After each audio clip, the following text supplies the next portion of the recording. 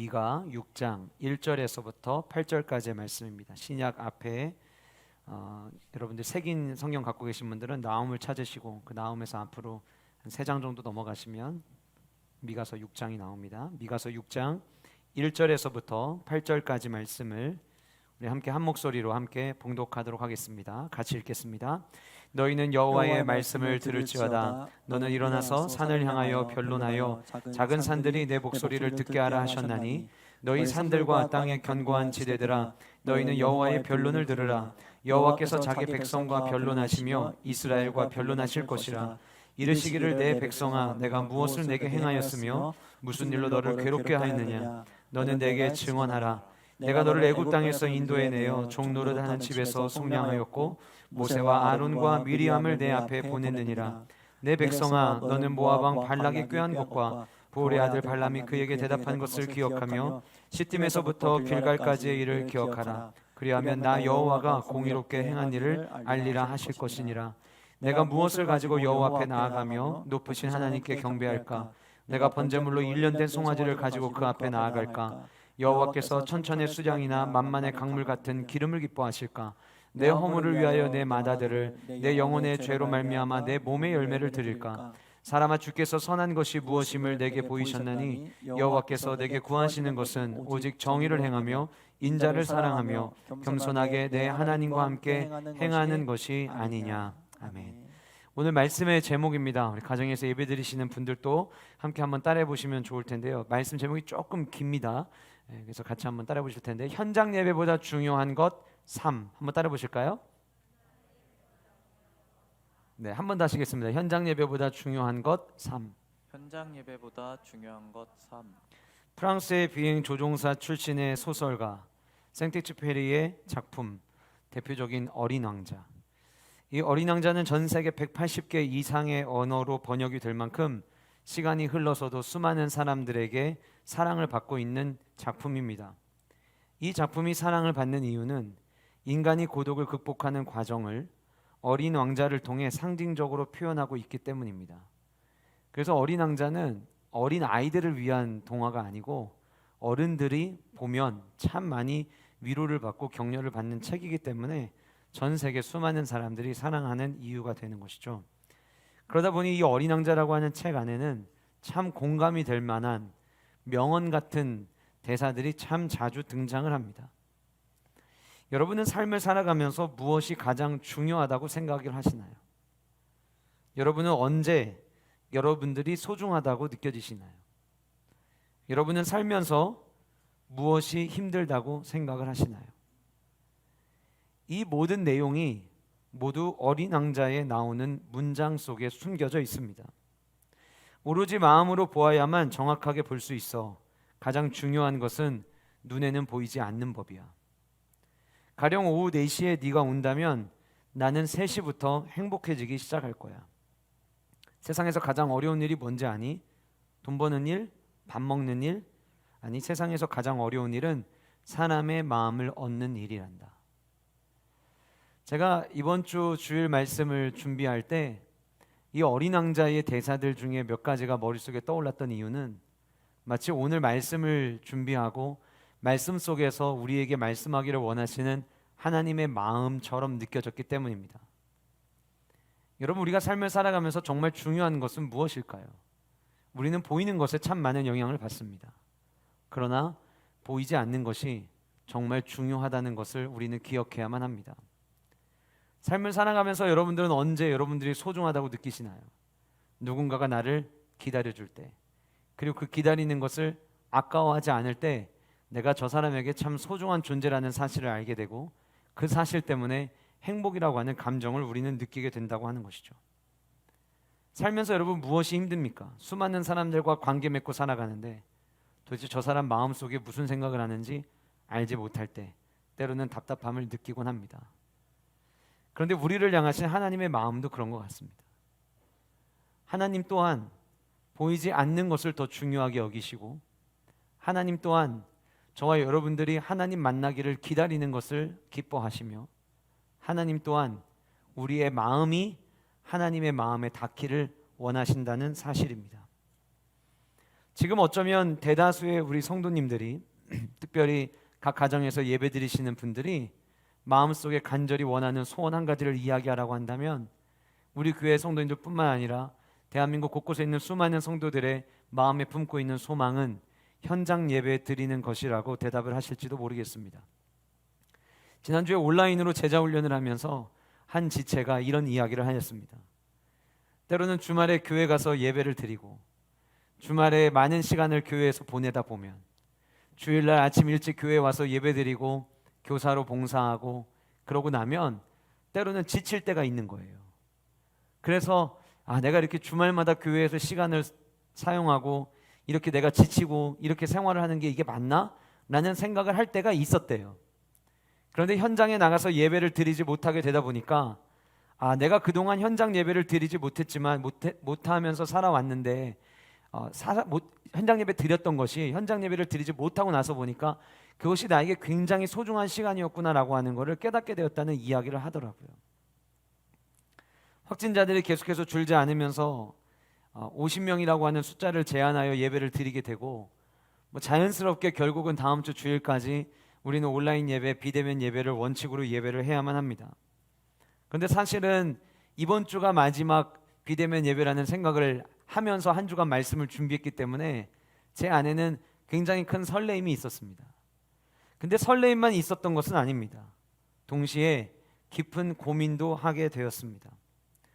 정부와 지자체가 현장 예배를 금지해달라는 행정명령을 내리고 난 뒤에 대부분의 교회가 현장 예배를 멈추고 비대면 예배, 온라인 예배를 드렸지만 이 비대면 예배가 드리는 기간 동안 매 주일 저녁에 뉴스 시간이 되면 빠지지 않고 나오는 뉴스의 한 소재가 있었습니다.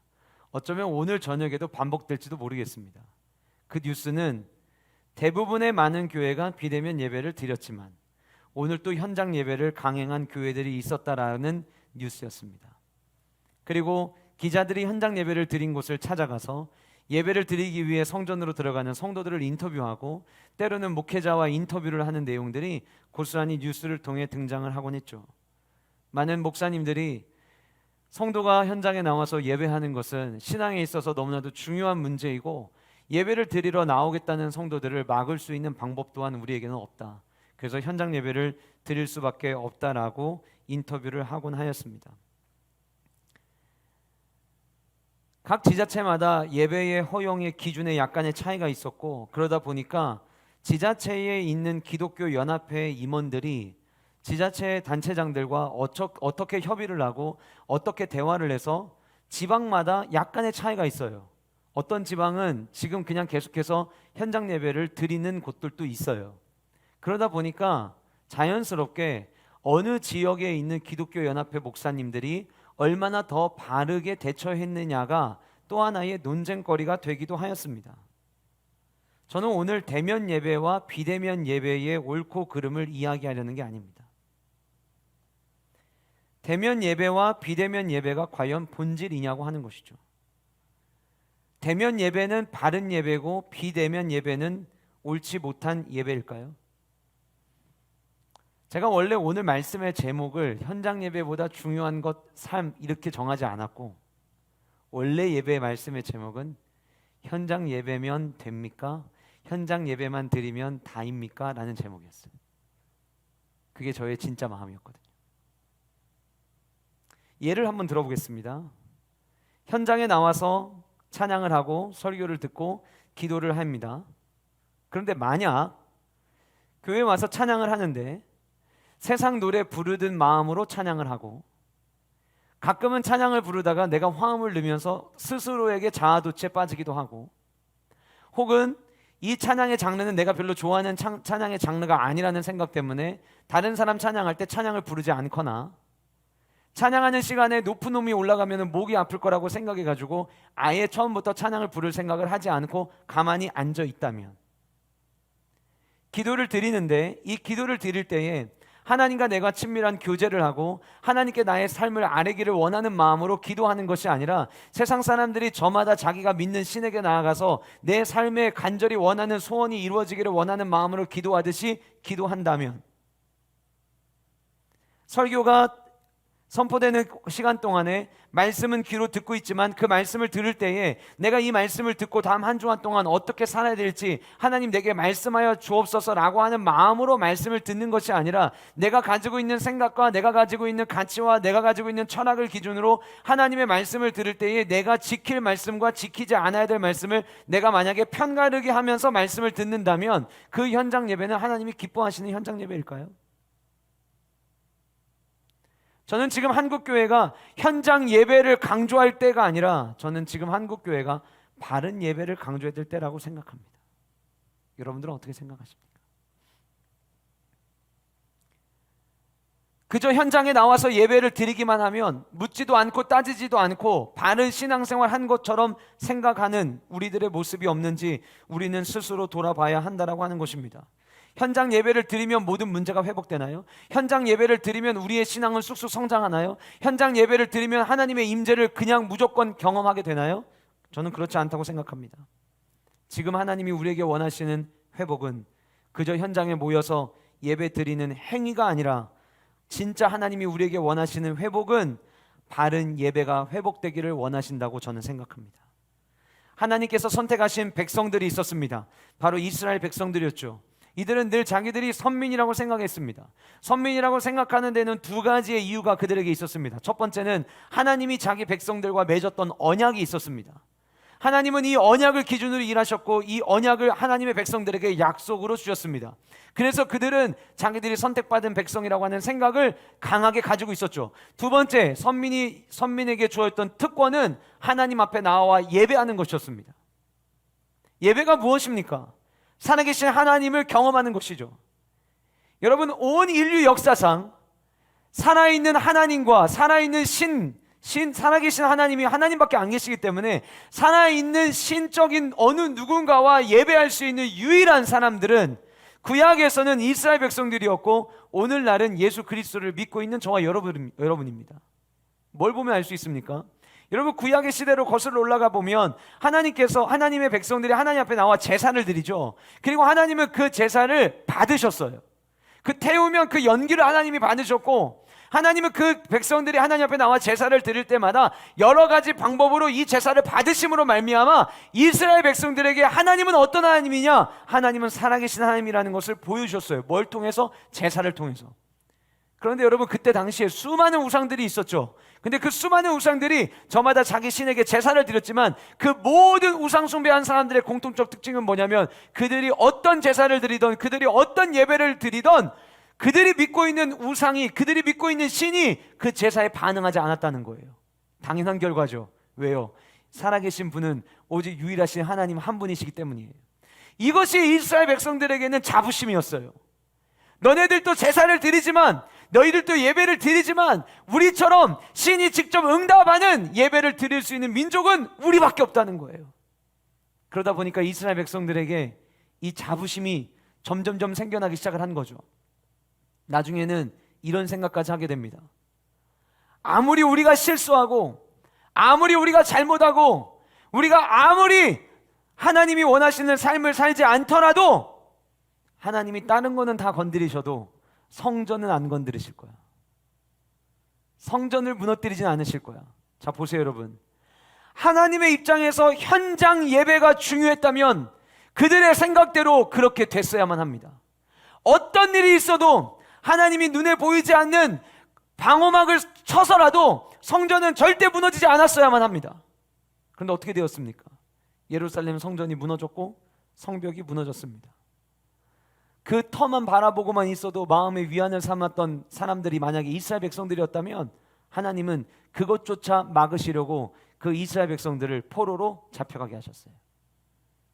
혼란에 빠집니다. 혼동에 빠집니다. 그래도 하나님이 예배드리는 공간만큼은 지켜주실 거라고 생각했고 예배드리는 장소만큼은 보여줄 거라고 생각했고 우리가 예배하러 나가고 싶을 때 예배하러 나갈 수 있는 환경만큼은 하나님이 보장해 주실 거라고 생각했는데 웬일인지 포로로 잡혀갔고 성전은 무너졌어요. 어쩌면 현장 예배 드리지 못해서 발을 동동 구르고 초조함을 느끼는 한국교회 성도들이 느끼는 그 감정이 이스라엘 백성들이 그때 당시에 느꼈던 감정이 아닐까요? 이스라엘 성전이 무너지고 성벽이 무너졌던 모습을 통해서 우리가 발견해야 되는 것은 그 현장에 나가는 그 자체가 중요하지 않다라고 하는 거예요. 여러분 오해하지 마세요. 앞으로 교회에서 현장 예배를 드려도 안 나와도 된다는 걸 이야기하는 게 아니에요. 오늘 저와 여러분들이 하나님의 말씀을 통해 생각해야 되는 건 뭐냐면, 나도 모르게 현장 예배 하는 동안 진짜 중요한 예배의 본질을 나는 잊어버린 것은 아닌지 돌아보자는 거예요. 함께 한 성도들이 모여서 한 자리에 모여서 예배하고 주님을 높이고 주님을 경배하는 일, 얼마나 아름다운 일이며 그리스도 성도들에게 주신 특권입니까? 그런데 그 예배의 중요한 본질은 잊은 채 그저 현장에 나가서 종교 생활하는 그 자체만으로 일주일에 내 삶이 보장되는 것처럼 여기고 있는 우리들의 모습은 아닐지 우리가 한번 돌아보기를 원하는 거예요.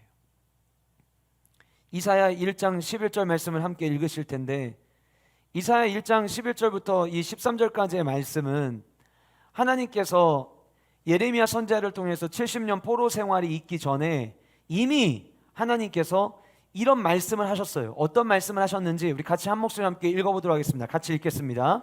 여호와께서 말씀하시되 너희의 무수한 재물이 내게 무엇이 유익하니? 나는 순양의 번제와 살진 짐승의 기름에 배불렀고 나는 수송아지나 어린 양이나 수렴소의 피를 기뻐하지 아니하노라. 너희가 내 앞에 보이러 오니 이것을 누가 너희에게 요구하였느냐? 내 마당만 밟을 뿐이라. 헛된 재물을 다시 가져오지 말라. 분양은 내가 가증히 여기는 바요, 월삭과 안식일과 대회로 모이는 것도 그러하니 성회와 아울러 악을 행하는 것을 견디지 못하겠노라. 자, 여러분 보세요. 이사야 1장 12절 말씀에 하나님께서 이렇게 말씀하십니다. 너희가 내 앞에 보이러 오니 이것을 누가 너희에게 요구하였느냐? 이거 어떤 의미로 말씀하신 걸까요? 이스라엘 백성들이 착각하고 있는 거예요. 하나님 앞에 나가서 출석 체크하면 그게 예배라고 생각한 거예요. 현장 예배가 다른 게 아니에요. 그냥 성도로서 교회 와서 주일날 이 현장에 들어와서 서로 얼굴 도장 찍고 하나님 앞에 저 오늘 왔다 갑니다 라고 이야기하고 그것을 현장 예배라고 만약에 생각을 한다면 하나님이 과연 그 예배를 받으시겠냐는 거예요. 여러분, 한국교회 성도들이 예배를 드리고 예배 끝나고 나오는 성도들에게 오늘 주일날 목사님을 통해서 받은 말씀이 무엇입니까? 라고 하는 질문에 목사님이 오늘 하신 말씀은 이런 말씀이다라고 대답할 수 있는 사람이 20%가 되지 않는데요. 내가 하나님의 말씀을 듣기 위해서 그 말씀을 듣고 순종하기 위해서 왔다면 기억하는 게 당연한 거 아닐까요? 그런데 그저 나의 몸을 보이는 목적으로만 나온 사람들은 그 말씀에 관심이 없는 거죠. 아모스 5장 21절과 22절 말씀을 같이 함께 읽겠습니다. 아모스 5장 21절 22절 같이 읽겠습니다. 시작. 내가 너희 절기들을 미워하며 멸시하며 너희 성회들을 기뻐하지 아니하나니 너희가 내게 번제나 소제를 드릴지라도 내가 받지 아니할 것이요 너희의 살찐 희생의 화목제도 내가 돌아보지 아니하니라. 주님 뭐라고 말씀하십니까? 현장에 모여서 예배하는 거 기뻐하지 않으신대요. 우리는 현장 예배 드리면 그게 교회로서의 역할을, 교회가 해야 될 마땅한 의무를 다 한다고 생각을 해요. 그런데 하나님이 보시는 관점에선 다른 거예요. 하나님이 보시는 관점에서는 그저 왔다 가는 거 원치 않으시고, 하나님이 보시는 관점에서는 그런 의미 없는 예배를 드리는 것 그 자체를 하나님은 기뻐하지 않으신다고 오늘 성경은 우리에게 이야기하고 있습니다. 오늘 저와 여러분들이 함께 읽었던 미가서 6장 6절부터 8절까지의 말씀에도 유사한 말씀이 등장을 합니다. 여러분, 우리가 한 가지 기억해야 될 것은 오늘 저와 여러분들이 읽은 본문 미가 선지자는 동시대 같은 장소에서 이사야와 함께 활동했던 선지자였습니다. 우리가 아까 읽었던 아모스는 같은 시대에 북이스라엘에서 사역했던 선지자였습니다. 그럼 무슨 이야기입니까? 이미 예루살렘의 포로로 잡혀가기 전에 하나님께서는 선지자들을 보내셔서 말씀하신 거예요. 너희들이 이렇게 드리는, 의미 없이 드리는 예배 나는 원치 않는다. 너희들이 자꾸 내 앞에 모이는데 의미 없이 모이는 거 나는 원치 않는다. 너희들은 이렇게 하면 내가 기뻐할 거라고 생각하지만 나는 기뻐하지 않는다 라고 하나님이 무엇을 경고하셨냐면 예배를 경고하신 거예요. 누구에게요? 예배 드리는 것을 가장 큰 특권으로 여겼던 이스라엘 백성에게. 그런데 그들이 이사야 선지자를 통해서, 미가 선지자를 통해서, 아모스 선지자를 통해서 하나님이 직접적으로 음성을 들려주셨음에도 불구하고 그들의 삶에는 아무런 변화가 일어나지 않았던 거예요. 그래서 예루살렘 성전을 하나님은 무너뜨리시기로 결정하신 겁니다. 여러분, 현장 예배를 드리지 못하게 되면서 예배 관련된 말씀을 지금 저와 여러분은 처음 대하고 있나요? 아닙니다. 제가 지금까지 교회에서 저희 교회에 와서 사역을 시작하면서 파이랜드 사역부터 우리 어른들 예배부터 우리 교회 안에서 예배하면서 설교를 참 많이 했죠. 그 예배 가운데 거의 100여 편의 설교가 예배에 관련된 설교를 했었더라고요. 아이들만 대상으로 한 게 아니에요. 수요일 저녁에도 금요일에도 금식에 대한 말씀을 전할 때도 예배에 대한 중요성을 또 한 번 강조했었고, 주일날 강단에 설 때 어쩌면은 굉장히 많은 시간 동안 저는 예배에 대한 이야기를 참 많이 중요성을 강조를 했습니다. 우리 교회만 그럴까요? 어쩌면 한국교회 수많은 목사님들이 강단에서 예배 중요성을 다 언급하셨을 겁니다. 그런데 여전히 내가 원하는 방식의 예배만을 우리가 고수하고 있다면 그 일 때문에 하나님이 우리에게도 이스라엘 백성에게 말씀하신 것처럼 동일하게 나는 너희들이 이렇게 모이는 거 기뻐하지 않는다. 지난주 금요일 저녁에 우리 함께 말씀 나누면서 하나님은 하나님이 원하시는 사람을 그때그때마다 사용하셔서 일하신다고 이야기했는데, 하나님은 지금도 실수하지 않으시고 지금도 역사하고 계신 하나님이라고 말씀을 나눴는데, 하나님의 그 계획 속에는 자기 백성들을 위해 일하시는 하나님이라고 우리가 함께 나눴는데, 그렇다면 어쩌면 정치적 리더십을 가지고 있는 사람들을 통해서 하나님은 이 사실을 우리에게 말씀하기를 원하시는 건 아닐까요? 의미 없이 현장 예배 드리는 것보다 바른 예배가 무엇인지 우리에게 가르치시려고 하시는 하나님의 마음을 저와 여러분들이 읽을 수 있기를 간절히 소원합니다. 제가 이전에 예배를 인도할 때, 예배에 대한 중요성을 이야기할 때 구도자 중심의 예배, 이머징 예배에 대해서 언급드린 적이 있었습니다. 구도자 중심의 예배가 뭡니까? 이머징 교회 예배가 무엇입니까? 이거는 철저하게 예배 드리는 사람들을 위해서 눈높이를 낮추자는 거예요. 그러다 보니까 어떤 일이 일어나냐면 예배드리는 장소가 중요하지 않다. 차라리 세상에 있는 사람들이 교회를 쉽게 다가올 수 있도록 장소도 파격적으로 바꿀 필요가 있다. 그래서 지금도 우리나라 안에 구도자 중심의 예배를 드리는 교회들 중에서 나이트클럽을 빌려서 예배 드리는 곳들이 있습니다. 실제로 있습니다. 문을 낮추는 거죠. 들어오는 사람의 문턱을 낮추는 거예요. 혹은 이 구도자 중심 이머징 예배를 드리면서 성도들에게 여러분들이 혹시 이번 주 주일 예배 시간에, 이번 주 수요일 예배 시간에 부르고 싶은 찬양이 있으면 여러분들이 올리세요. 그러면 그 노래, 그 찬양 곡들 중에서 교회 리더들이, 예배팀들이 선곡을 해서 찬양을 부르도록 하겠습니다. 혹시 여러분들이 요즘에 많이 힘들어하고 계신데 이렇게 힘들 때 듣고 싶은 말씀이 있으면 어떤 주제의 설교를 듣고 싶은지 건의하세요. 그러면 그 내용을 가지고 설교하겠습니다. 이게 구도자 중심의 이머징 교회의 예배의 모습입니다. 제가 한 주간 동안 예배를 준비하고 어제 저녁에 원고를 마무리하다가 원고에 이 이머징 예배, 구도자 중심의 예배에 대한 이야기를 써놓고 이런 생각이 문득 드는 거예요. 하나님, 그래도 감사해요. 우리 교회가 구도자 중심의 예배를 드리지 않아서.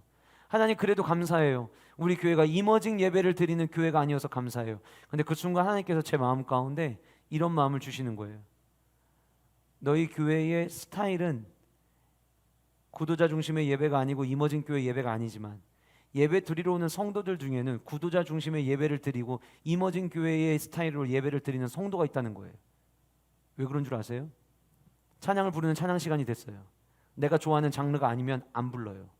하나님 말씀을 들어요. 오늘 말씀 본문을 읽고 나니까 이 본문이 오늘 뭘 얘기할지 뻔히 상상이 돼요. 그러면 그때부터 귀를 닫아요. 성도로서 하나님 말씀대로 살지 못한 거에 대한 뭔가 지적의 말씀이 있을 것 같으면 마음의 문을 닫아버려요. 그 말씀대로 내가 살려고 노력해야 되는데 듣지를 않아요. 여러분, 이머징 교회의 성도들이 내가 원하는 말씀을 요구해서 그 말씀을 듣는 것이 이머징 교회의 특징이라면 하나님이 선포되어진 그 말씀을 내 입맛에 따라서 이건 나에게 적용할 말이 아니라고 내가 만약에 편가르기를 하고 내가 듣지 않는다면 그 또한 이머징 예배인 것이에요. 우리 모두가 하나님의 말씀대로 세워졌다면 우리 모두는 우리의 신앙의 영적인 분량들이 계속해서 성장해 갔겠죠. 근데 예배를 드림에도 불구하고 신앙이 성장하지 않아요. 왜 그럴까요? 어쩌면 내가 듣고 싶은 말씀만 내가 걸러 듣기 때문이라고 저는 생각을 합니다. 사랑하는 성도 여러분, 예배는 주님이 중심이 되셔야만 합니다. 사람이 중심이 되는 예배는 주님이 기뻐하지 않으십니다. 수많은 재물을 갖다 쏟아 붓는다 할지라도, 수많은 사람들이 모여서 예배한다 할지라도, 수많은 사람들이 아무리 아름다운 하모니를 낸다고 할지라도 우리 주님은 그런 예배를 기뻐하지 않으십니다. 미가서 1장 1절을 한번 잠깐 보실까요? 미가서 1장 1절을 보시면 당시에 미가 선지자가 활동하던 시대에 대한 시대적 배경을 이야기를 합니다. 유다의 왕들 요담과 아하스와 히스기야 시대라고 이야기를 합니다. 요담의 시대가 어떤 시대입니까? 우리는 요담의 시대를 한마디로 부패의 시대라고 이야기합니다. 부패의 시대. 여러분, 요담은 아버지 우시야 시대 때부터 평화가 지속되던 시기에 왕이 되었습니다. 그런데 이 우시야가 성경에 보면 여호와 보시기에 정직히 행했다라는 기록이 있으면서도 하지 않은 게 있는데, 그게 뭐냐면 산당을 제거하는 일을 하지 않았다라고 하는 기록이 성경에 나와요. 여러분, 왕이 산당을 제거하지 않으면 이것은 어떤 일을 자초하게 되냐면 백성들로 하여금 자연스럽게 우상 숭배를 할 수 있는 기회를 주게 되는 거예요. 그래서 이 요담의 시대는, 요담 왕의 시대는 한마디로 성경이 부패의 시대라고 이야기를 하고 있습니다. 아하스 시대, 요담의 시대가 부패의 시대였다면 아하스의 시대는 죄악의 시대라고 이야기할 수 있습니다. 20세의 왕이 되어서 16년간 나라를 다스렸지만 성경은 아하스 왕에 대해서 뭐라고 이야기하고 있냐면 그는 그의 조상 다윗과 같지 않았다라고 이야기합니다. 그의 조상 다윗과 같지 않았다라고 하는 이 말의 의미는 무엇이냐면 그 왕의 삶이 마치 이스라엘 백성들의 왕과 비슷했다라는 이야기로 받아들여져요. 이스라엘의 왕들이 어땠습니까? 북이스라엘의 왕들은 자기 멋대로였어요. 죄악을 짓는 것을 아무렇지도 않게 여겼어요. 그러니 남유다의 왕이었던 아하스에게 그의 조상 다윗과 같지 않았다라고 하는 이야기는 북이스라엘 왕들이 죄를 짓고 살았던 것처럼 똑같이 그런 삶을 살았다라고 이야기하고 있는 거예요. 여러분, 아하스 왕 하면 혹시 생각나는 충격적인 사건 혹시 떠올려지는 거 있으시나요? 그 아하스 왕은 이방 사람들이 제사하던 방식대로 자기 아들을 불에 태워서 제물로 바치기까지 했습니다. 나중에 이 아하스가 아수르의 도움을 구하기 위해서 갑니다. 그런데 그때 여호와의 성전과 왕궁에 있던 모든 금과 은을 모아서 아수르 왕에게 보낸 기록이 성경에 나와 있습니다.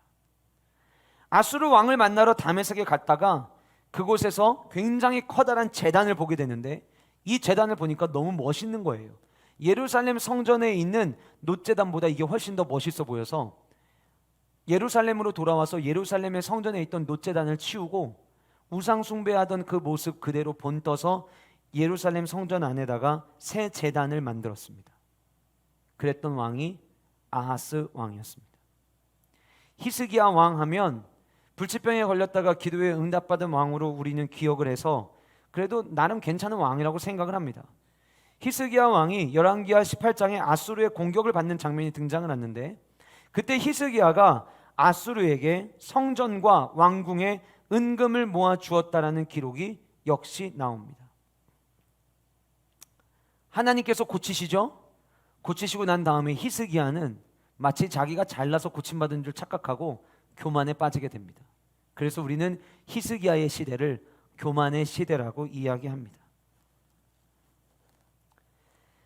오늘 본문에 등장하는 미가 선지자는 이처럼 죄악이 가득하고 교만이 가득하고 부패가 가득하던 시대에 하나님께서 하나님의 말씀을 대언하라고 세우신 선지자였고 이 미가 선지자는 사마리아와 예루살렘에게 하나님의 말씀을 선포하게 됩니다. 미가라는 이름은 누가 여호와와 같으랴라는 의미를 갖고 있습니다. 이 말은 어떤 의미냐면 도대체 누가 누구를 여호와와 비교할 수 있겠느냐라고 하는 의미예요. 자, 보세요. 미가 선지자가 활동하던 시대 왕들에 대한 이야기를 좀 아까 살펴봤는데 그 왕들의 공통적 특징이 있었죠. 어떤 특징입니까? 전부 우상 숭배와 연관이 있었다는 거예요. 그러니까 하나님께서 미가 선지자를 보내서 이야기하시는 거예요. 어디 우상과 나를 비교하느냐? 하나님 외에 하나님과 누구를 비교할 수 있겠느냐? 하나님만이 유일하신 하나님이다 라고 하는 사실을 미가 선지자를 통해서 하나님은 말씀하기 원하셨다라고 하는 거예요. 그리고 오늘 저와 여러분들이 읽은 미가서 마지막 부분에는 하나님께서 이스라엘 백성들을 회복시키시는 회복의 기도가 나오고 그 회복의 기도의 내용이 나오기 바로 직전에 나온 본문이 오늘 저와 여러분들이 읽은 미가서 6장 1절부터의 8절까지의 본문입니다. 그러면 오늘 본문은 무엇을 말하려고 하는 거냐면 진정한 회복을 준비할 때에 우리가 무엇을 기억해야 되느냐를 이야기하고 있는 거예요. 간절히 소원하기는 오늘 이 말씀을 통해서 우리 교회 공동체 안에, 나아가 우리 한국교회 공동체 안에 진정 주님이 원하시는 회복이 일어나기를 우리가 꿈꾸면서 이 회복이 일어나기 위하여 나는 무엇을 어떻게 해야 될 것인가, 내가 지금 점검해야 될 것은 무엇인가, 우리가 함께 짚어보는 귀한 말씀의 시간이 될 수 있기를 간절히 소원합니다. 첫 번째로 하나님께서 행하신 일을 기억해야만 합니다. 현장에 나와서 예배하는 일보다 우리가 먼저 준비하고 먼저 점검해야 되는 것은 하나님께서 행하신 일을 내가 기억해야 된다라고 하는 거예요. 여러분, 오늘 본문 6장 1절에 보시면 마치 하나님께서 이스라엘 백성들을 대상으로 법정 소송을 벌이시는 것 같은 분위기가 연출이 됩니다. 여러분, 법정에는 원고가 있고 피고가 있죠. 오늘 본문 속에 원고는 하나님이시고 피고는 이스라엘 백성입니다. 그리고 하나님은 지금 미가 선지자를 통해서 하나님께서 이스라엘 백성들에게 소송하신 내용이 무엇인가를 대신 전달하는 뉘앙스로 오늘 본문이 펼쳐지고 있습니다. 그리고 이 법정의 증인은 6장 1절과 2절에 등장하는 산들, 땅의 견고한 지대들이 증인으로 등장을 합니다. 2절에 나오는 땅의 견고한 지대들은 나무들이 땅으로 깊게 내린 뿌리를 상징합니다. 그러면 상징적으로 오늘 말씀은 누가 증인이냐를 이야기할 때 나무들이 모여있는 산을 이야기를 하는 거예요. 왜 그러느냐? 산은 그 자리에 오랫동안 머물렀죠. 그 땅에서 어떤 일이 일어났는가를 끊임없이 같은 자리에서 목격한 것이 바로 산인 거예요. 그래서 오늘 본문 안에는 산을 의인화하면서 이 산이 하나님께서 이스라엘 백성 가운데 무슨 일을 행하셨는지 드러내는 증인으로 오늘 본문에 등장을 하는 것입니다. 이렇게 하나님께서 증인을 세우시고 난 다음에 3절 이렇게 말씀하십니다. 내 백성아, 내가 무엇을 너희들에게 행하였으며 무슨 일로 너희들을 괴롭게 하였느냐. 내가 너희들을 괴롭게 한 게 있다면 어디 한번 나에게 이야기해봐라 이야기하시는 거예요.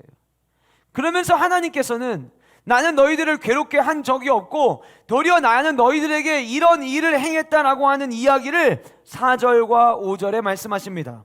내가 너를 애굽 땅에서 인도해내어 종노릇하는 집에서 속량하였고, 무슨 얘기입니까? 하나님께서 애굽에서 그들을 건져주시고 건져주신 것만 이야기하는 게 아니라 가나안 땅, 축복의 땅을 가기 위하여 하나님께서 인도하신 하나님이라고 하는 사실을 이야기하는 거예요. 모세와 아론과 미리암을 내 앞에 보냈느니라. 여러분, 모세가 누굽니까?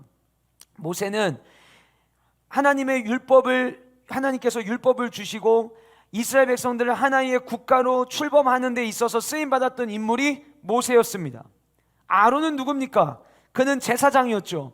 하나님과 이스라엘 백성들 사이를 중재하는 역할을 했던 사람이 아론이었습니다. 그리고 하나님께서는 그 제사장 아론을 통해서 백성들에게 복 주시기를 원하신다라고 하는 말씀을 들려주시기도 하셨습니다. 미리암이 누구입니까? 미리암은 여선지자로 이스라엘 백성들이 하나님께 어떻게 찬양을 해야 되는지 찬양의 곡조를 알려줬던 선지자였습니다. 모세와 아론, 미리암은 모두가 하나님이 누구신지를 기억하게 하고 하나님 앞에 나아가는 데 도움을 주고 하나님을 찬양하는 방법을 가르쳐줬던 사람들이었습니다.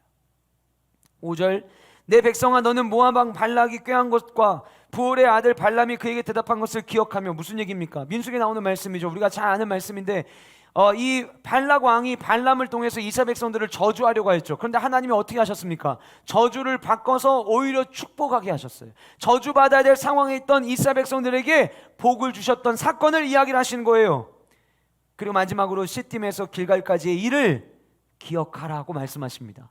시딤, 광야 생활을 마무리한 장소이기도 하지만 시딤이라고 하는 이 장소는 이스라엘 백성들이 미디안과 음행을 한 장소로서 수만 명이 죽임을 당했던 심판받았던 장소이기도 합니다. 길갈이 어떤 곳인가요? 얼마 전 우리가 함께 말씀을 나눴지만 하나님께서 이스라엘 백성들을 요단강을 건너게 하시고 가나안 땅에 들어가기 전에 하나님께서 그동안 행하셨던 일들을 기념하기 위해서 돌무더기를 쌓았던 장소가 바로 길갈이었습니다. 그러면 시팀에서부터 길갈까지 일을 기억하라는 이 말의 의미는 무엇입니까? 이스라엘 백성이 범죄하였음에도 불구하고 신실하게 그들을 이끄시고 요단을 건너게 하신 그 하나님을 기억하라는 거예요.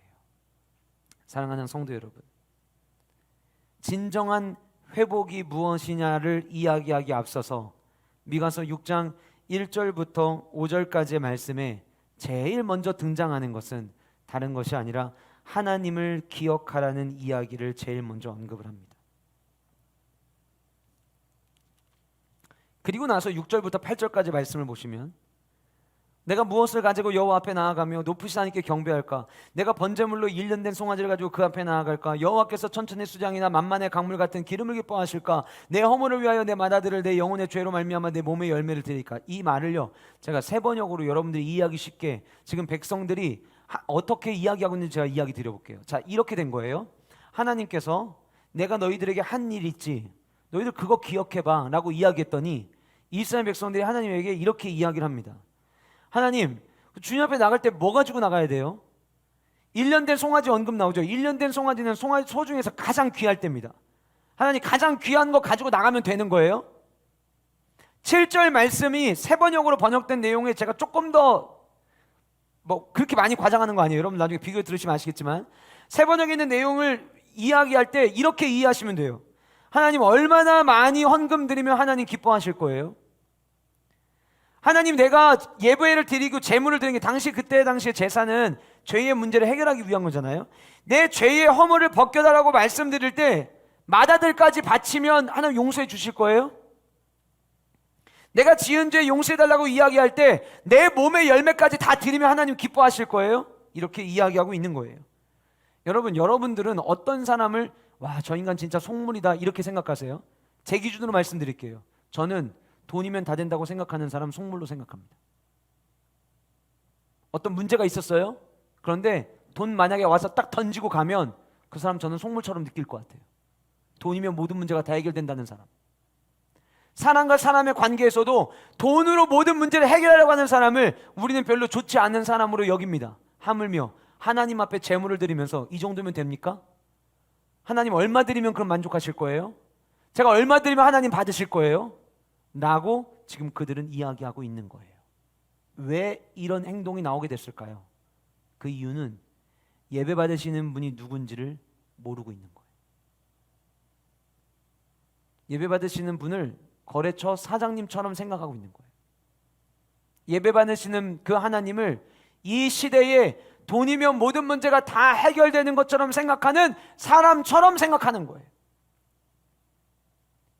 하나님이 행하신 일은 이스라엘 백성들을 건져주셔서 오늘에 이르기까지 안전하게 인도하시고, 때로는 눈물도 있었고 때로는 슬픔도 있었지만 그때 그 순간을 이기게 하시고 감당하게 하시고 견디게 하신 그 하나님의 은혜, 그 살아계신 하나님을 기억하는 것, 그것이 하나님 우리에게 원하시는 것인데 그 하나님을 기억하지 않고 그저 물질 드리면 예배를 다 드린 것으로 생각한다면, 그리고 그렇게 생각하면서 예배하는 이들이 실제로 너무 많이 있어요.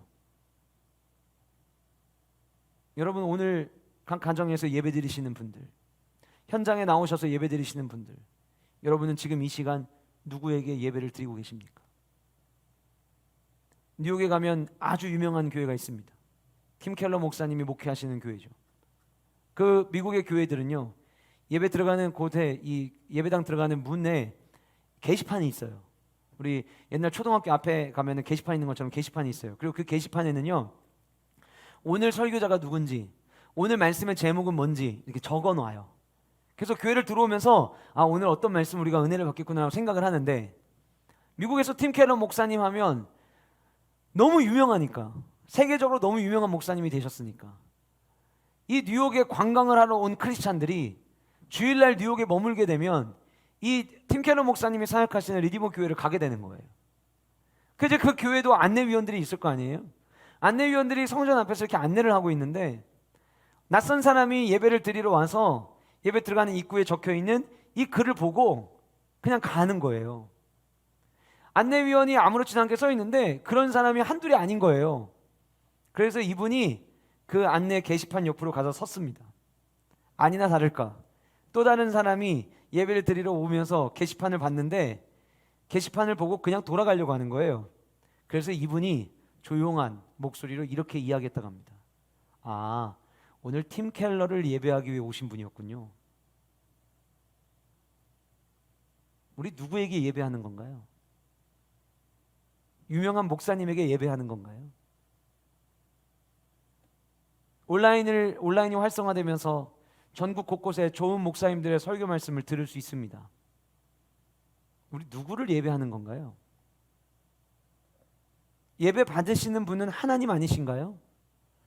오늘까지 저와 여러분들을 지켜주시고 보호하신 그 역할은 하나님이 하신 거 아닌가요?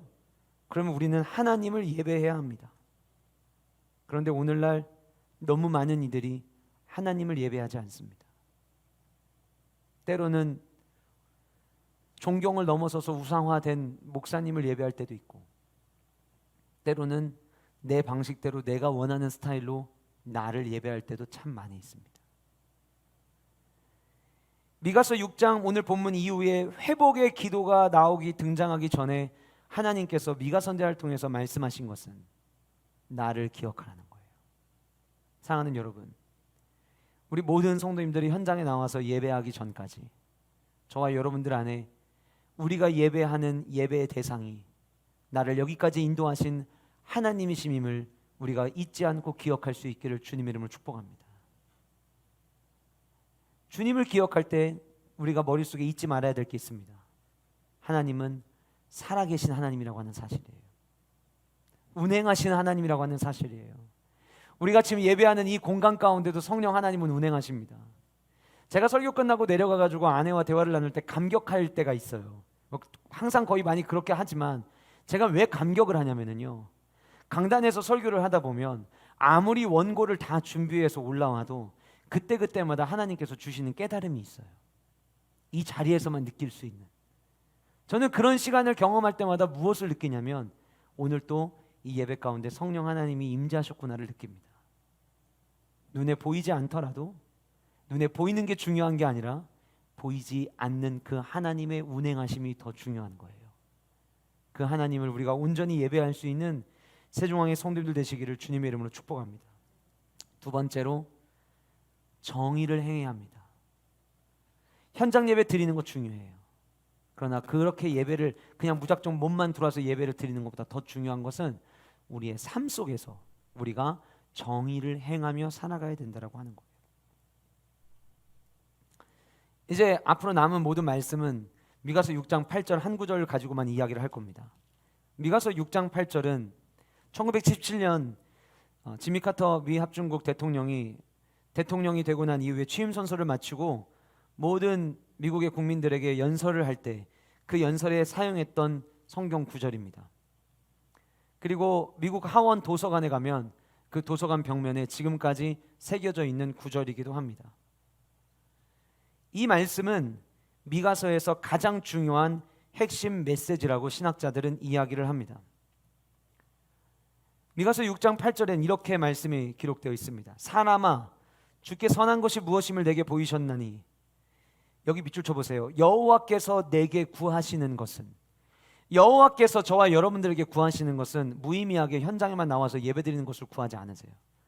주님이 저와 여러분들에게 원하시는 것은 현장 예배 드리면 마치 모든 일이 다 해결된 것처럼 그 평안함과 안정감을 누리기를 주님은 원하지 않으세요. 그러면 주님이 요구하시는, 주님이 우리에게 원하시는 것이 무엇이냐? 본문은 세 가지를 이야기합니다. 첫 번째는 오직 정의를 행하며 인자를 사랑하며 겸손하게 내 하나님과 함께 행하는 것, 이것을 주님은 원하신다고 이야기를 합니다. 세계적 석학인 마이클 샌델 교수가 정의란 무엇인가라는 책을 썼고, 이 책이 한국 사회에 굉장히 큰 영향을 줬죠. 그리고 이 책이 나왔을 그때 당시에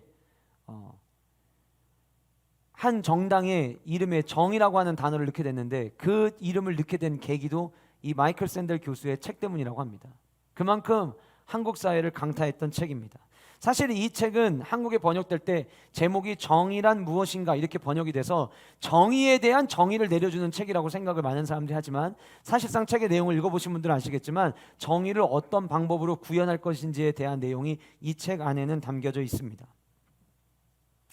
이 책의 내용을, 굉장히 두꺼운 책인데 이 책의 내용을 요약하는 게 참 어렵겠지만, 만약에 저에게 그래도 한번 이 책을 정의 내려보세요라고 이야기한다면 저는 이렇게 정의 내릴 것 같아요.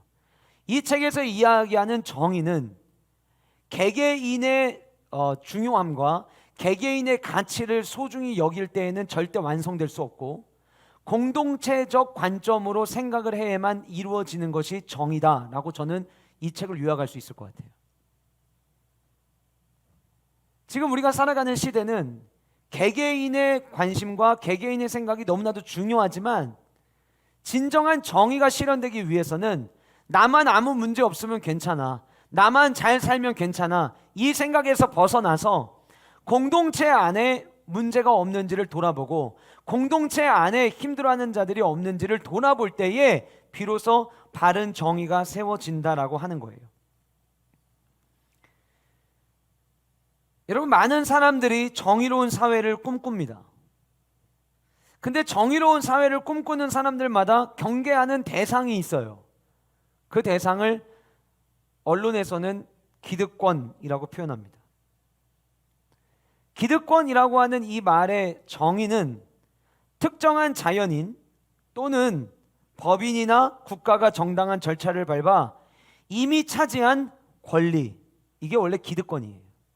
여러분, 기득권이라는 단어가 나쁜 의미인가요? 아니면 좋은 의미인가요? 이건 나쁜 의미가 아닙니다.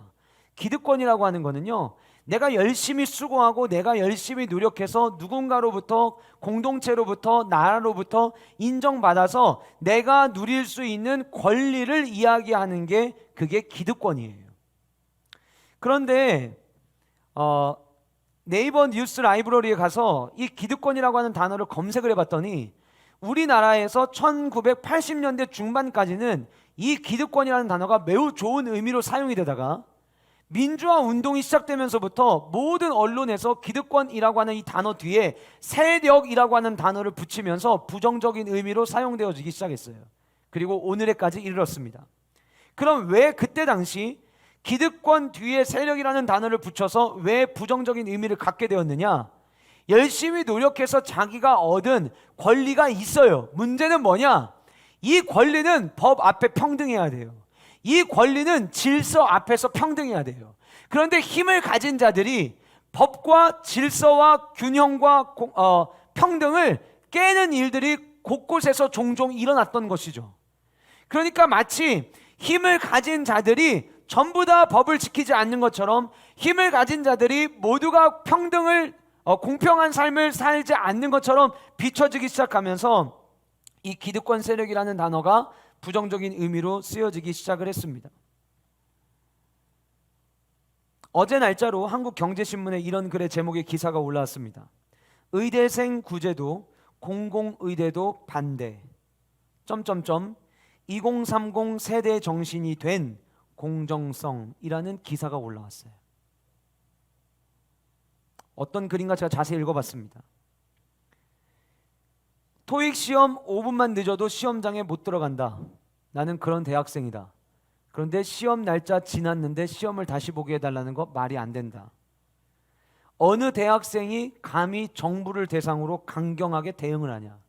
나도 대학생인데 나는 정부를 대상으로 강경하게 대응해 본 적이 없다. 그래서 의대생 구제를 반대한다고 이야기하는 거예요.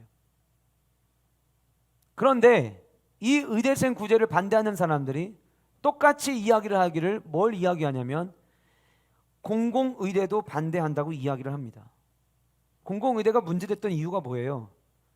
추천으로 입학할 수 있는 학교. 그럼 누군가의 추천을 받아야 되는데 똑같이 누군가는 열심히 노력해서 학교를 들어가는데 어떤 누군가는 추천만 받아도 학교를 들어갈 수 있어요. 근데 그 학교가 다른 전공이 아니라 의예과예요. 그래서 의대생 구제도 공공의대도 우리는 반대한다. 그럼 여러분, 이 2030 세대가 지금 주장하는 거는 뭐냐면 정치적 성향을 이야기하는 게 아니에요.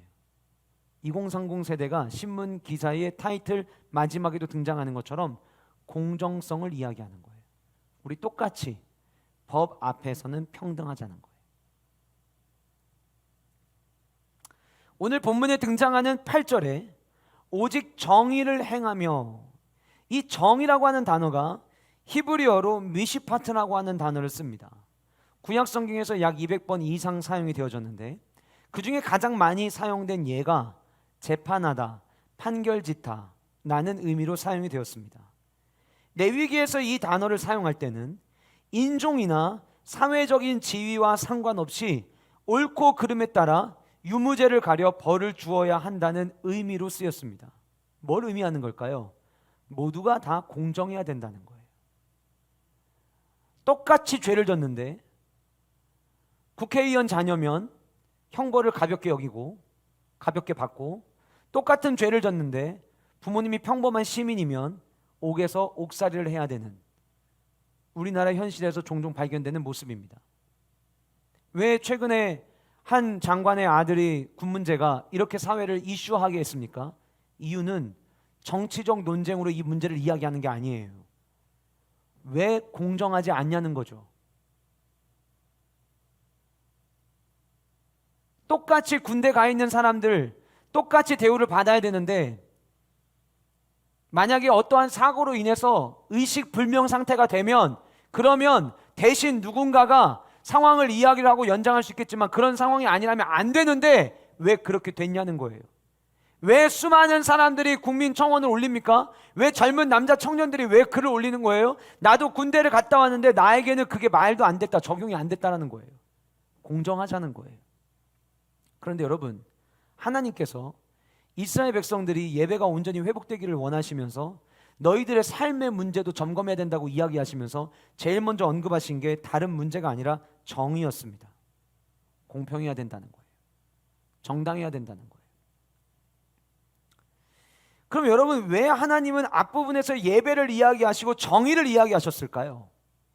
이 정의에 대해서 이야기할 때 우리는 각 사람의 행동에 대해서 동일하게 보상을 해준다는 의미로 정의를 받아들이는데, 성경학자 알렉 모티어는 이 의롭다는 말, 정의롭다는 말을 이렇게 정의를 내렸어요. 하나님과 올바른 관계를 맺고 있는 까닭에 삶에서 맞닥뜨리게 되는 모든 관계를 바로잡는 일에 자연스럽게 헌신하는 것, 그게 정의로운 삶이다. 읽으면 읽을수록 이해가 돼요. 앞에서 예배를 이야기했어요. 하나님과 우리가 바른 관계가 되면 하나님과의 이 바른 관계를 가지고 세상을 살아가면서 바르지 못한 모습을 바로 잡아주려고 하는 열정이 우리 안에 있어야 된다라고 이야기를 하는 거예요. 여러분, 우리 예레미야 22장 3절 말씀을 같이 우리 한 목소리로 함께 읽어보도록 하겠습니다. 예레미야 22장 3절 같이 읽겠습니다. 시작. 여호와께서 이와 같이 말씀하시되 너희가 정의와 공의를 행할 손에서 건지고 이방인과 고아와 과부를 압제하거나 학대하지 말며 이곳에서 무죄한. 자, 보세요. 말씀 그대로 띄워주세요. 정의와 공의를 행하여. 그럼 정의와 공의를 행하는 게 어떻게 드러나느냐? 탈취당한 자, 압박하는 자의 손에서 건져주고. 무슨 얘기예요? 우리가 정의를 실현할 수 있는 방법은 어느 누군가가 누군가에 의해서 압제당하고 있다면, 어느 누군가가 자유로운 삶을 살지 못하고 있다면 성도는 그들을 도와주어야 된다라고 성경은 이야기하고 있는 거예요. 잠언 14장 31절 말씀을 이어서 같이 한번 읽어보도록 하겠습니다. 같이 읽겠습니다. 시작. 가난한 사람을 학대하는 자는 그를 지으신 이는 멸시하는 자요, 궁핍한 사람을 불쌍히 여기는 자는 주를 공경하는 자니라. 자, 의로운 삶의 시작은 하나님과의 바른 관계로 시작이 되는데, 하나님과의 바른 관계로 시작된 이 삶은 사회적으로도 나타나야 된다는 거예요.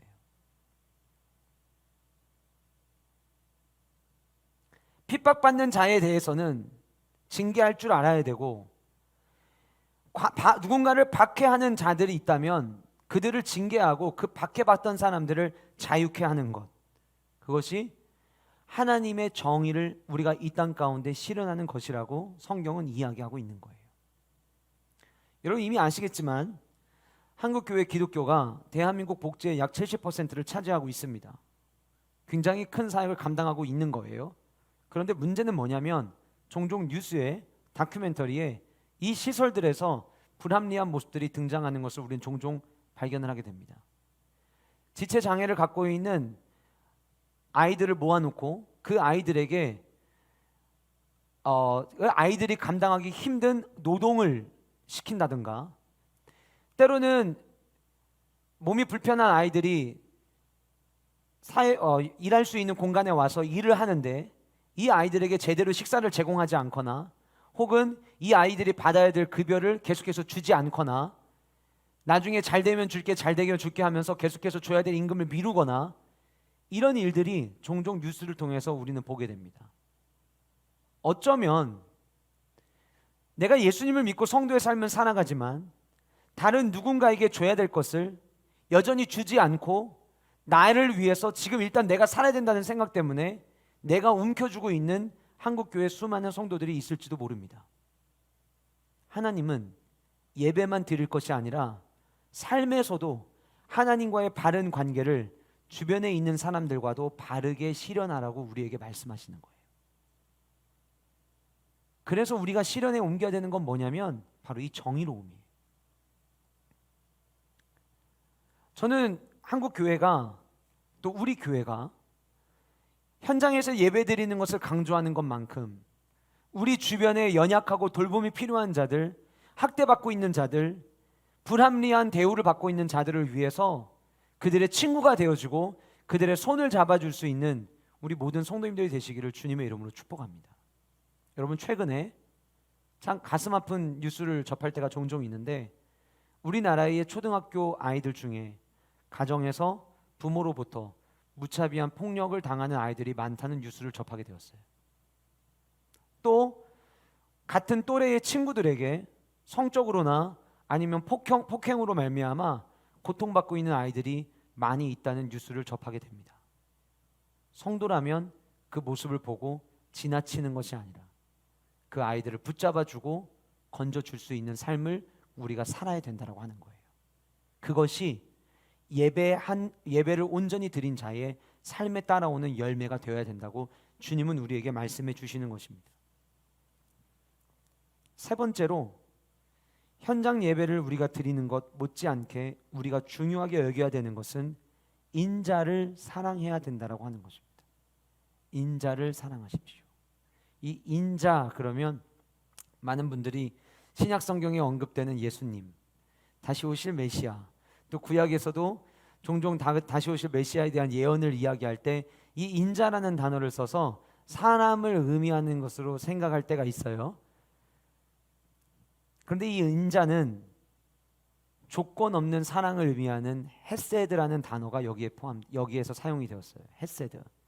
그리고 뒤에 사랑이라고 하는 이 단어는 히브리어로 아하바라고 하는 단어를 썼습니다. 조금 어려우실 수 있는데요, 이렇게 따라해 보실 거예요. 헤세드를 아하바 합시다. 한번 따라해 보실까요? 시작. 네, 잘하셨어요. 한번 더 해볼게요. 헤세드를 아하바 합시다. 자, 이 말의 의미가 먼저 설명을 드릴게요. 하나님과 바른 관계를 맺은 사람은 어떻게 살아야 되냐면 조건 없이 사랑을 베푸는 일에 헌신해야 된다는 거예요. 헤세드를 아하바 하십시오라고 하는 이 말은 조건 없이 사랑을 베푸는 일에 온 마음을 다해 헌신하십시오라고 하는 말씀입니다. 우리가 누굽니까? 하나님으로부터 조건 없는 사랑을 받았어요. 복음이 뭐예요? 복음은 한마디로 딱 줄여서 이야기하면 십자가 사랑입니다. 십자가 사랑이 뭐예요? 받을 자격이 안 되는데 하나님께서 독생자 예수 그리스도를 아무 조건 없이 저와 여러분들에게 보내주신 사건이죠. 그래서 십자가 복음, 십자가 사랑이라고 할 때 그 말 안에 숨겨져 있는 진짜 사랑의 의미는 조건이 없다라고 하는 것을 의미를 하는 것입니다. 성도는 어떠한 대가를 요구하면서 사랑을 베푸는 게 아니라 이 세상은 너무나도 계산적이고 너무나도 치밀하게 내가 이걸 주면 저 사람이 나에게 이걸 주겠지. 내가 이 사람에게 뭔가 호의를 베풀면 나중에 이 사람이 나에게 내가 어려울 때 이런 대우를 해주겠지. 어떤 이런 인과관계를 가지고 계산적으로 사랑을 베풀고 주고 받고 하는 것이 아니라, 세상은 그렇게 한다 할지라도 성도는 아무 조건 없이 베풀어야 되는데, 하나님이 지금 이야기하시는 것은 아무 조건 없이 베푸는 일에 헌신하라는 거예요. 그게 성도에게 요구하는 하나님이 말씀하시는 삶이라고 하는 것이에요. 안더스 니그렌이 쓴 책 중에서는 참 고전 중에 해당됩니다. 이게 약 1930년대에 쓰인 걸로 제가 기억을 하는데, 이 책 제목이 아가페와 에로스라는 책이 있는데, 이 책에서 저자 안더스 니그렌은 인간을 향한 하나님의 자세에 대해서 언급하면서 이렇게 이야기를 합니다. 인간을 향한 하나님의 자세는 바른 분배가 아니라, 우리가 살아가는 세대, 이 시대는 많은 사람들이 공평하게 나누자, 분배하자 이렇게 이야기를 해요. 그런데 하나님이 원하시는, 인간을 향한 하나님이 원하시는 자세는 바른 분배가 아니라 값없이 베풀어주고 용서하는 아가페의 사랑이다라고 이 책에 기록하고 있어요. 분배는 무엇인가를 할 필요가 없어져요. 똑같으니까. 어차피 똑같이 받으니까. 근데 우리 시대는 분배의 원칙을 굉장히 많이 강조를 합니다. 평등을 이야기하고 공평을 이야기하면서 분배 이야기를 참 많이 해요. 근데 성경이 이야기하는 바람직한 관점은 조건 없이 베풀으라는 거예요.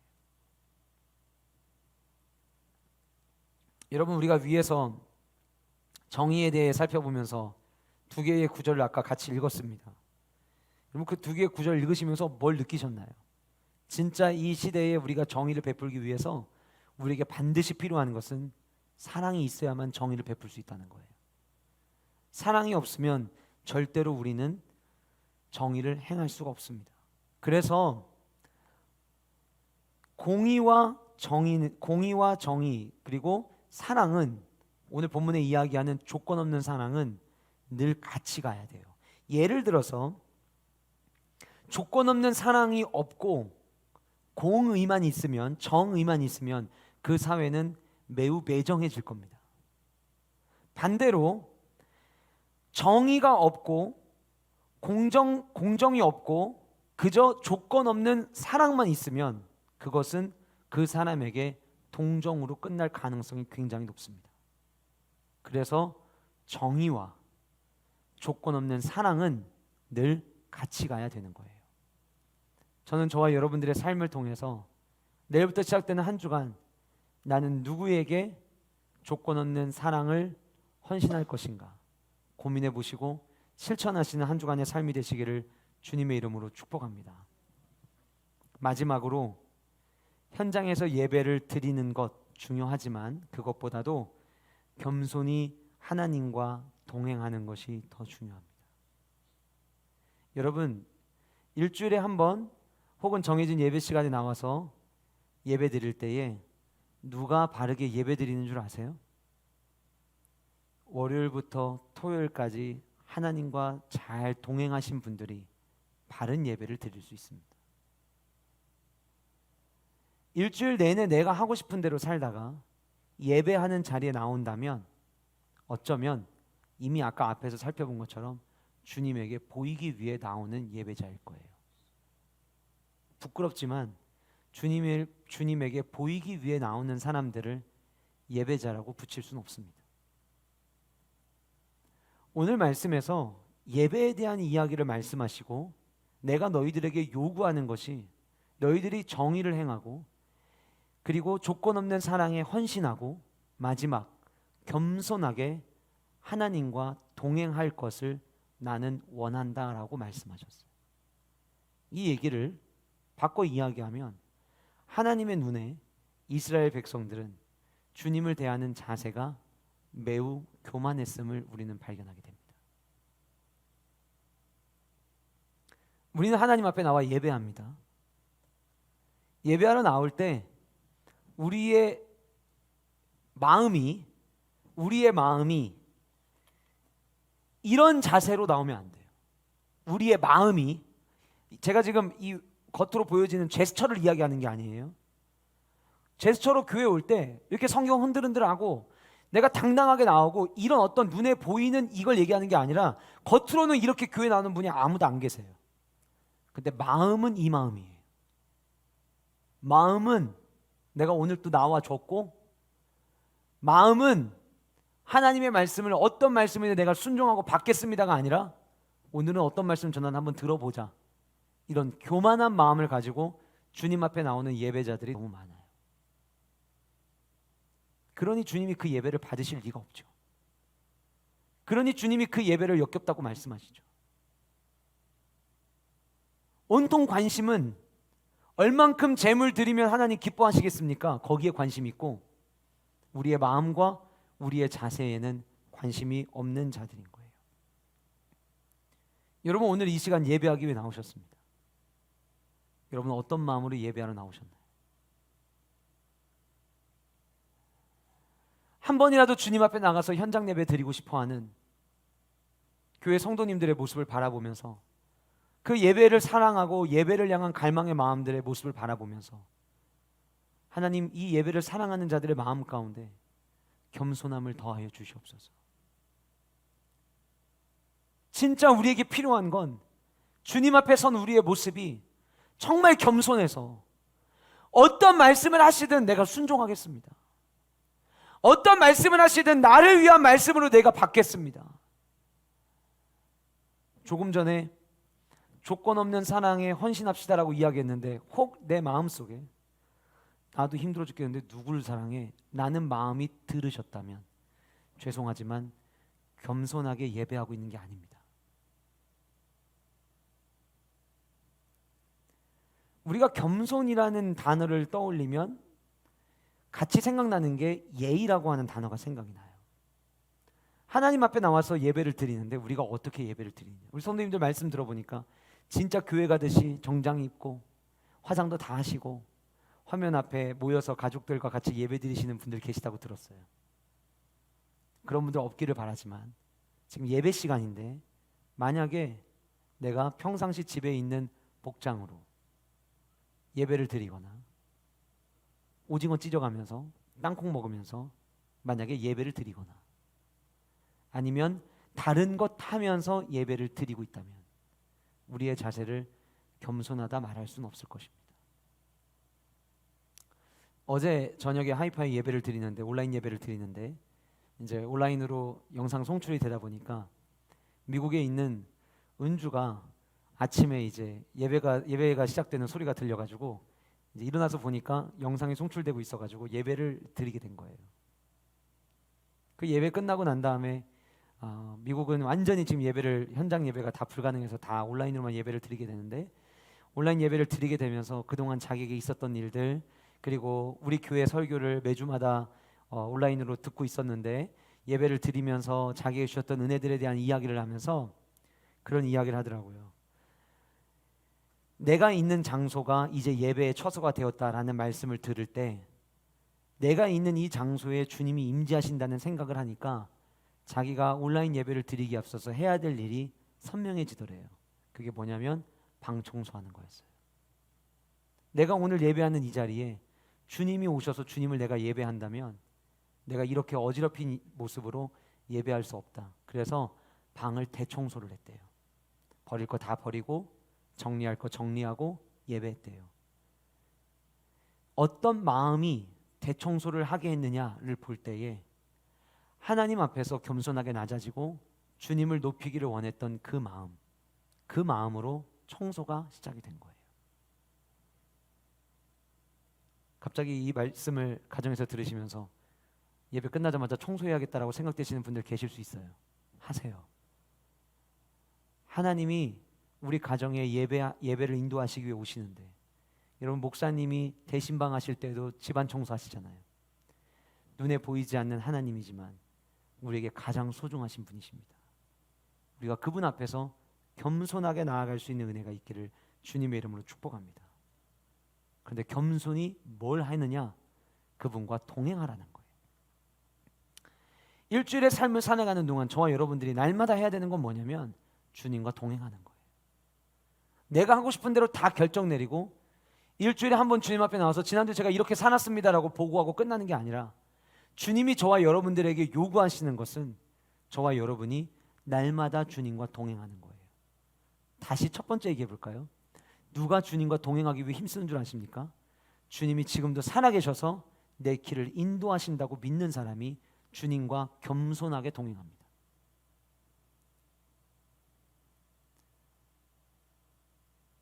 지금 이 시간에도 우리와 함께 하시고 예배가 끝나고 또 여러분들 각자의 삶으로 돌아가는 그때에도 여러분들과 함께 동행하시는 그 주님을 겸손한 마음으로 맞이할 수 있기를 간절히 소원합니다. 이제 머지않아서 우리가 현장에 모여서 예배하게 될 겁니다. 현장 예배 중요하죠. 그러나 현장 예배를 드린다 할지라도 바른 예배가 되지 않으면 그 예배가 성도들이 서로에게는 뭔가 위안이 될 수 있을지 모르겠지만 하나님께는 절대 기쁨이 되지 않는다는 이 사실을 저와 여러분들이 기억하고 현장 예배가 회복될 때까지 하나님을 기억하는 일에 힘쓰는 저와 여러분이 되기를 소원하고 정의를 우리의 삶 가운데 실천하기 위해서 애쓰는 성도의 삶, 조건 없이 사랑을 베푸는 일에 헌신하는 저와 여러분들의 삶, 그리고 겸손하게 하나님과 동행하는 삶을 살아가는 일에 힘쓰는 우리 모든 세종왕의 성도님들 되시기를 주님의 이름으로 축복합니다. 기도하시겠습니다.